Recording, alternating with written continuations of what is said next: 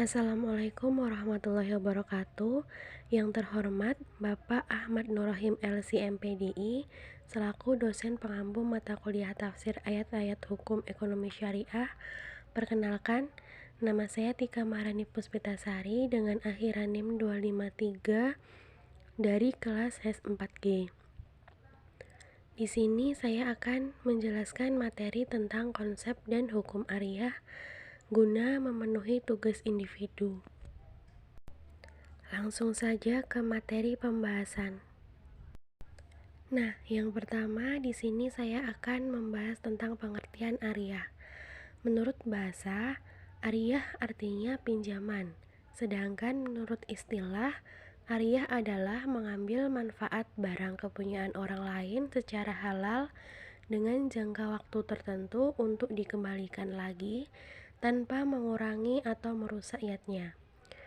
Definisi ariyah dikemukakan para ulama adalah sebagai berikut.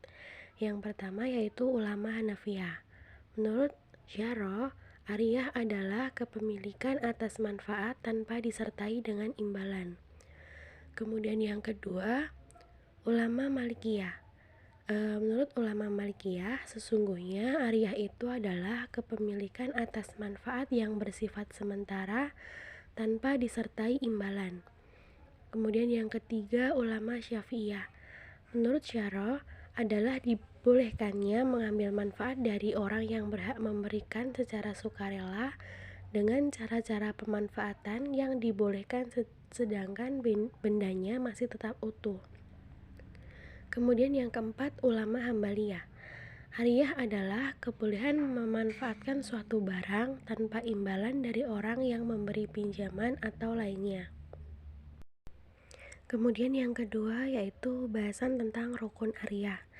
Rukun ariyah ini menurut jumhur ulama ada 4, yaitu yang pertama orang yang meminjamkan atau mu'ir, yang kedua orang yang meminjam atau mustair, ketiga barang yang dipinjam atau muar, yang keempat lafal atau sigat pinjaman atau sigot ariyah. Kemudian yang ketiga syarat dari ariyah. Syarat ariyah adalah yang pertama, orang yang meminjam itu ialah orang yang telah berakal dan cakap bertindak hukum. Karena orang yang tidak berakal tidak dapat dipercayai memegang amanah. Oleh sebab itu, anak kecil, orang gila, dan orang bodoh tidak boleh melakukan akad atau transaksi ariyah. Yang kedua yaitu barang yang dipinjam bukan jenis barang yang apabila dimanfaatkan akan habis atau musnah seperti makanan. Jenis barang yang tidak habis atau musnah yang apabila dimanfaatkan seperti rumah, pakaian, dan kendaraan. Kemudian yang ketiga, barang yang dipinjamkan itu harus secara langsung dapat dikuasai oleh peminjam. Artinya, dalam akad atau transaksi ariyah, pihak peminjam harus menerima langsung barang itu dan dapat dimanfaatkan secara langsung pula. Kemudian yang keempat, manfaat barang yang dipinjam itu termasuk manfaat yang mubah atau dibolehkan oleh syara. Kemudian hukum ariyah. Yang pertama yaitu mubah, artinya ini merupakan hukum asal dari pinjam meminjam. Kemudian yang kedua sunnah, artinya pinjam meminjam yang dilakukan memenuhi suatu kebutuhan yang cukup penting. Ketiga yaitu wajib, artinya pinjam meminjam yang merupakan kebutuhan yang sangat mendesak dan kalau tidak meminjam akan menemukan suatu. Kemudian yang keempat haram, artinya pinjam meminjam yang dipergunakan untuk kemaksiatan atau untuk berbuat kejahatan. Kemudian yaitu dasar hukum dari ariyah. Ada surat Al-Ma'un ayat 7 yang artinya dan enggan memberikan bantuan. Secara tafsir, Al-Ma'un ayat 7 ini ditafsirkan sebagai dan di samping itu mereka juga enggan memberikan bantuan kepada sesama, bahkan untuk sekedar meminjamkan barang keperluan sehari-hari yang sepele.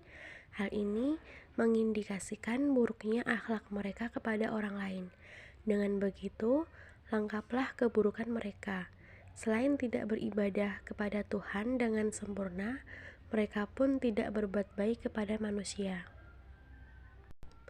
Kemudian yang kedua surat Al-Baqarah ayat 283 yang artinya, dan jika kamu dalam perjalanan sedang kamu tidak mendapatkan seorang penulis, maka hendaklah ada barang jaminan yang dipegang.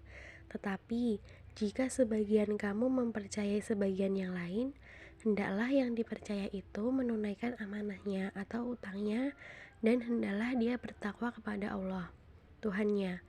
Dan janganlah kamu menyembunyikan kesaksian, karena barang siapa menyembunyikannya, sungguh hatinya kotor atau berdosa. Allah Maha mengetahui apa yang kamu kerjakan. Tafsir dari surat Al-Baqarah ayat 283 yaitu tuntunan pada ayat yang lalu mudah dilaksanakan jika seseorang tidak sedang dalam perjalanan. Jika kamu dalam perjalanan dan melakukan transaksi keuangan tidak secara tunai, sedang kamu tidak mendapatkan seorang penulis yang dapat menulis utang piutang sebagaimana mestinya, maka hendaklah ada barang jaminan yang dipegang oleh yang berpiutang atau meminjamkan. Tetapi, menyimpan barang sebagai jaminan atau menggadaikannya tidak harus dilakukan jika sebagian kamu mempercayai sebagian yang lain. Maka hendaklah yang dipercaya itu menunaikan amanatnya, utang atau apapun yang dia terima, dan hendaklah dia menerima amanat tersebut bertakwa kepada Allah, Tuhan pemeliharanya. Dan wahai para saksi, janganlah kamu menyembunyikan kesaksian, yakni jangan mengurangi, melebihkan, atau tidak menyampaikan sama sekali, baik yang diketahui oleh pemilik hak maupun yang tidak diketahuinya. Karena barang siapa menyembunyikannya, sungguh hatinya kotor, karena bergelimang dosa. Allah Maha mengetahui apa yang kamu kerjakan, sekecil apapun itu, yang nyata maupun yang tersembunyi, yang dilakukan oleh anggota badan maupun hati. Sekian materi yang dapat saya sampaikan, kurang lebihnya mohon maaf. Wassalamualaikum warahmatullahi wabarakatuh.